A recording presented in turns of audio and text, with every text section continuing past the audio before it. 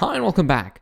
In this video, we're talking about how to see the HTML using your browser so that you'll know how to scrape it and how to parse it and how to understand it.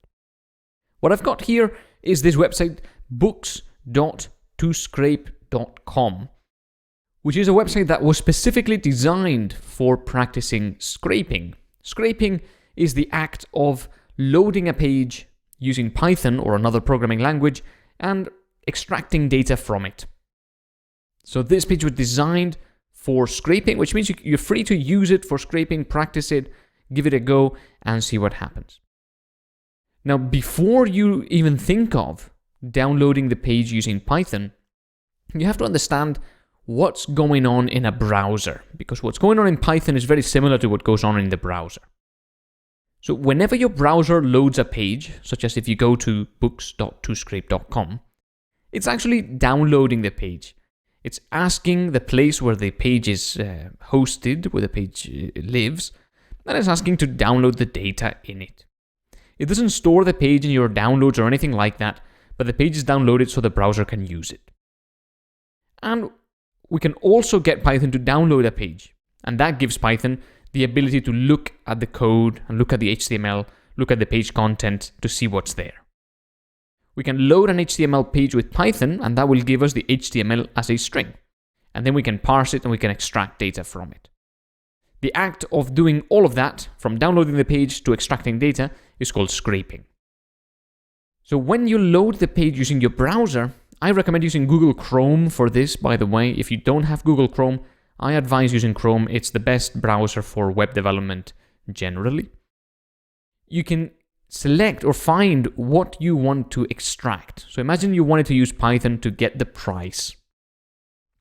Then what you would do is you would right-click and you would press Inspect.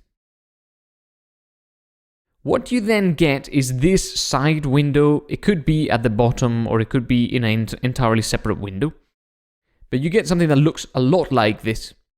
And what you've got here on the left is, I'm going to just make it a bit bigger for you guys to see. What you've got here on the left, remember, this is the right, this is the left, and here you've got some extra things at the bottom. What you've got here is the HTML of the page. This is the entirety of the page content. As you can see, it starts up here with HTML. And then you've got the head tag, you've got the body tag that has the main set of content. You've got a header, which is an HTML tag for sort of the top of the page. And then you've got a lot of different nested components. You've got a div, which is just a block of content. That div has another block of content, and that has some sort of list. UL stands for unordered list. And that's this up here, this breadcrumbs. That's the page you're currently at. You've then got another div, and inside it you've got sort of a bunch of other things. You can use Google Chrome here to very easily see what each element is. For example, this aside here is the sort of left-hand bit that has the navigation, different types of books you can look at, and then you've got this one here that is the rest of the page. So if you could only see this, and you wanted to get the price, you would sort of hover over here and find out this blue section. This is what you're interested in is inside this section. Then you would sort of go in and you'd find this div. You then see this UL, but what you're interested in is not in here. So you'd look at this div.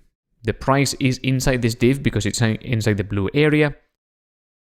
Then you'd look at this aside. The blue thing doesn't include the price, so it's probably not inside here. Then you'd find this div.